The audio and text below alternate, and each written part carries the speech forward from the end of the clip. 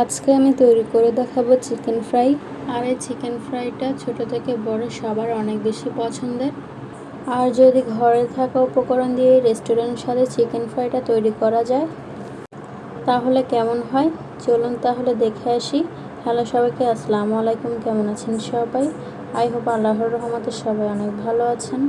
আলহামদুলিল্লাহ, আমরা আপনাদের দোয়ায় ও ভালোবাসায় বেশ ভালো আছি। চলুন তাহলে কথা না বাড়ি দেখে আসি আজকের স্পাইসি চিকেন ফ্রাই রেসিপি।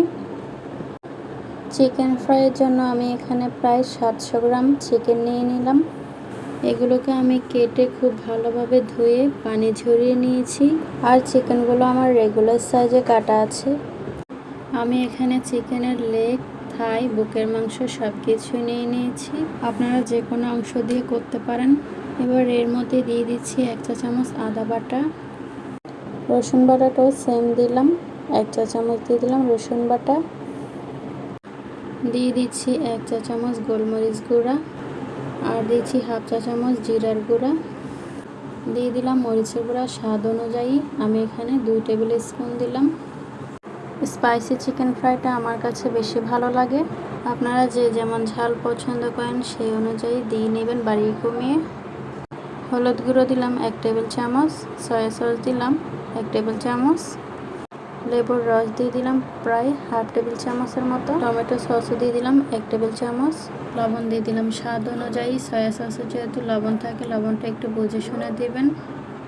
এবার সব কিছু একসাথে খুব ভালোভাবে মাখিয়ে নিতে হবে, যাতে মশলা মাংসের সাথে খুব ভালোভাবে মিশে যায়।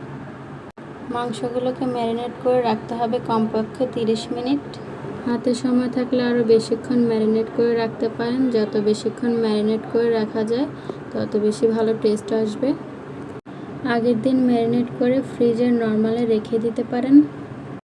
আমি প্রায় 2 ঘন্টার মতো রেখেছিলাম। এখন এর মধ্যে দিয়ে দিব একটা ডিম, দিয়ে খুব ভালোভাবে মিশিয়ে নেব। এই পর্যায়ে চাইলে ডিপ ফ্রিজে রেখে দিতে পারেন সংরক্ষণের জন্য। 15 থেকে 30 দিনের মতো টেস্টটা সেম থাকবে। আমি আজকে সবগুলো ফ্রাই করব না, তাই এখান থেকে কিছুটা মাংস নিয়ে একটা এয়ারটাইট বক্সে রেখে দেব। প্রয়োজন মতো বের করে পরের স্টেপটা ফলো করে ভেজে নিতে পারেন। এখন এখানে অ্যাড করে দিলাম 1.5 টেবিল স্পুন কর্নফ্লাওয়ার, আর বেসনও দেব 1.5 টেবিল স্পুন, আর সামান্য ফুড কালার দিয়ে সব কিছু খুব ভালোভাবে মাখিয়ে নেব। দেখুন কোটিংটা এমন পাতলা ও আঠালো হবে।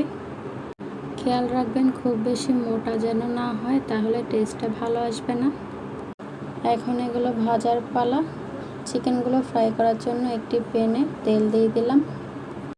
খেয়াল রাখবেন তেলটা যেন খুব ভালোভাবে গরম হয়। তেল গরম হয়ে আসলে চিকেনের পিসগুলো দিয়ে দেব। একেবারে সবগুলো চিকেন না দেওয়াই ভালো। এবার চুলার আঁচটা লো মিডিয়ামে করে দিতে হবে। মিডিয়াম থেকেও কম। এই চিকেনগুলো কম তাপেই ভাজতে হবে, না হলে চিকেনের উপরের অংশটা কালার চলে আসবে আর ভেতরে কাঁচা থেকে যাবে। আমি চিকেনগুলোকে প্রায় 15 থেকে 16 মিনিট ভাজার পরে একটু চেক করে নিচ্ছি। আমি একটা কাঁটা চামচ দিয়ে চেক করে নিচ্ছি। দেখুন কাঁটা চামচটা মাংসের মধ্যে ইজিলি ঢুকে গেছে, তার মানে চিকেনগুলো হয়ে গেছে। এবার আমি চিকেনগুলো একে একে তুলে নেব। এই চিকেন ফ্রাই রেস্টুরেন্টগুলোতে ফ্রাইড রাইসের সাথে সার্ভ করা হয়, আবার চাইলে নুডলসের সাথেও সার্ভ করতে পারেন।